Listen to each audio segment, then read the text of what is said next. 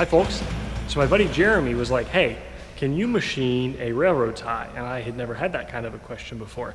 And he mentioned that he is a aspiring blacksmith, and I guess it's a pretty common thing to do is to grab an old piece of railroad tie, but you want to get it flat. So there's Jeremy. I said, bring it over. Let's take a look and see what she looks like. So here is the Section O railroad tie. Is there any backstory to procuring a railroad tie piece? Not really. Well, yeah, there kind of is. Because I went around I went all the way up to Powell, which is north of Columbus. And I dug around on Craigslist, and there just wasn't anything nearby. So it was kind of an adventure. It was like probably 3 hours, and I met this guy in the parking lot. And seriously? Yeah. Is this just a piece of railroad tie? I mean, I noticed it's got the holes in it. Yeah, it's just a piece of railroad tie, and what they'll do is they'll get big strips, cut it up, drill a few holes in it, and some people will like grind off the sides, top, and they'll do a beginner anvil. But it seems like a lot of the tie that you get, people haven't even messed with it, and it's just kind of domed. And like, if you're going to be doing like any blacksmithing or anything like that, you really don't want that dome. Got it. Yeah. So you can see where some people they'll file off the corners and kind of round it out for the horn. Okay. And then they'll cut out down here and then through there, and it's just a mini anvil. Oh, and sure. It would. It's just really good for beginners. It's tough. It'll be able to handle miss hits. So yeah, it's great for learning according to all the forums. According to the internet. Yeah. So if somebody wants to buy one of these, Craigslist or eBay, look for blacksmith railroad tie? Yeah. Just put railroad anvil. Railroad anvil, perfect. Yeah, all kinds of options will come up. Cool. So when Jeremy said, can you machine this? I thought, well, we could certainly surface grind it as a worst case scenario. That would be a pain in the ass. But I did a quick Google, and it looked like these things come in varying hardnesses, and it kind of looked like, depending on whether it was ever used or not, I guess there's some amount of these that never went into service, and I guess, and I'm talking, I have no idea what I'm talking about here, but I guess it would make sense that they could work harden over the lifespan if they were actually used recently or frequently by a train.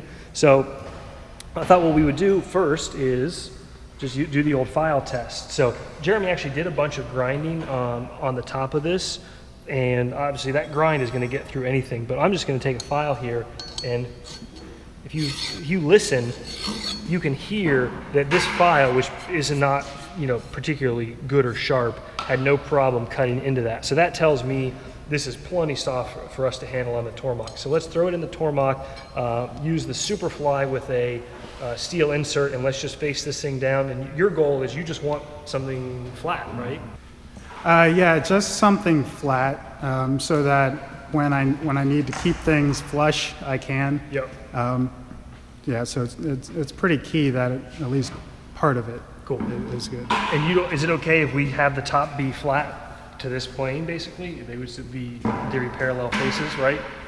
Yeah, that's fine. Cool. Okay, so that's going to work right there. Let me just clean off the little table. So that's actually pretty cool. We don't really have a little bit of rock there, but we're just going to strap clamp this thing down. That'll get it stable. We're clear of the vise here, so we should. Let's take a look here. So here's the tool we're going to use. It's the SuperFly insert, which I know lots of folks use or see us use for aluminum. Same tool holder, same bar, but just a different type of insert, different geometry and different coating, which does a great job on steel. We just used it on the A-bomb parking attachment part that we made.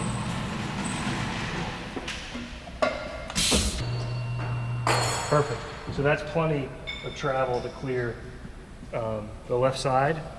All we want to do is this tool won't plunge, so when we start our cut, we'll start it off, say back here. That way it's rotating freely, and then we'll come into it and jog over.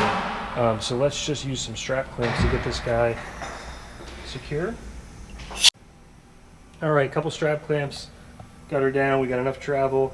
The key here, when it's mystery metal, and especially steel, go slow. Seriously. In fact, I'm in high RPM. We're gonna throw the Tormach in the low range real quick because I'd rather have the torque at the low speed.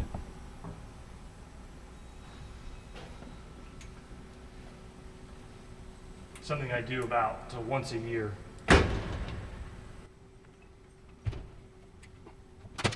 We'll go, say, 400 RPMs, and then before I start turning, the risk here is I don't know if there are major high spots.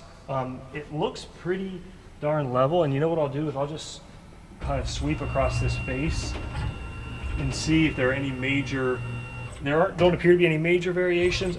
I'm honestly not too worried about it. So let's come, it does definitely slope off to the side, so I think the high spot will be in the middle band. So let's get close. Okay, spindle on. And I'll step down in thou increments.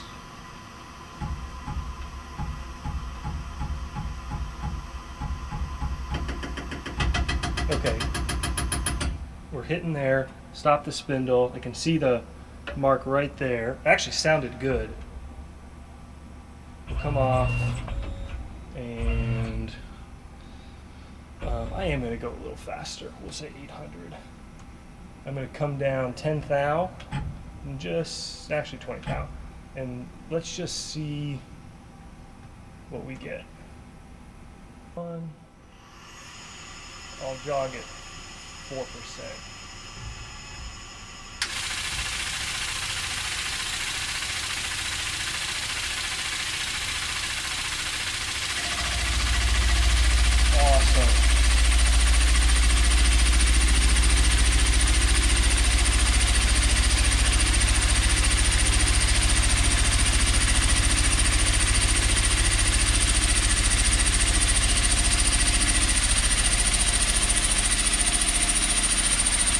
So the cool thing is we're getting some sparks, and I didn't know this until I was talking to Carl and Lakeshore Carbide, and it totally makes sense. The sparks are simply a really small chip that is getting so hot that it's catching on fire, if you will. Now, why are we getting a small chip? It's not a bad recipe here per se. I bet you it just has to do with the fact that we've got some varying surface heights here, so some of the chips that we're making as we sweep that face are so small and the heat's getting dumped into it, so it's giving us that spark. So I don't think it's really a bad thing. This is certainly an acceptable surface finish. So the beauty of this part is I'm going to just sit back, watch, and enjoy Jeremy rock out with the rest of this.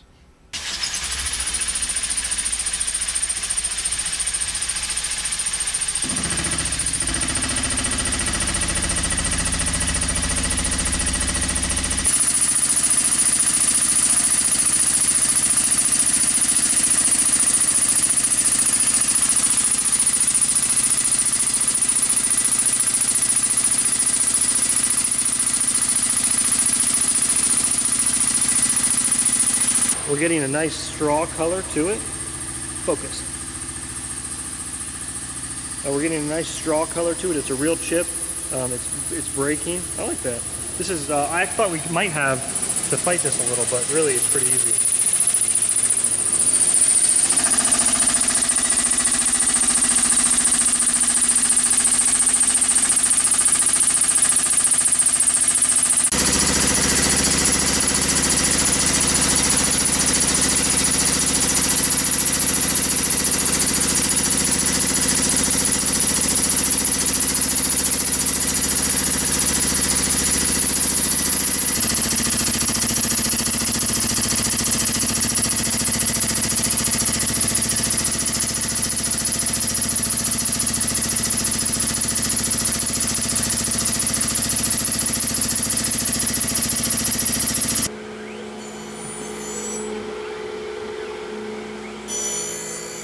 So we were really happy with the SuperFly finish, but then we were talking about grinding it, and I was like, wait a minute here.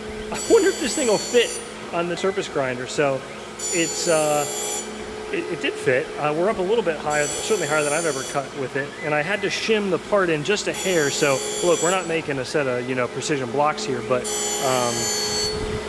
let's make the best ground railroad, what's it called again? Railroad anvil that we got out there.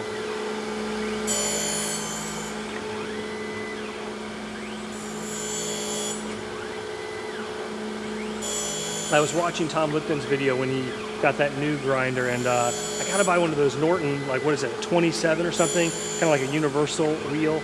I'm using the one actually that came with Tormach from this thing, and you know, I know enough about grinding to know I know nothing, but I think a better wheel is probably a good place to start, and when I start trying to get better finishes. And you know, I know Stan at Bar Z does a beautiful job on his squares. He makes with 16 by 12 or 6 by 12. He gets a Brown and Sharp grinder in his shop.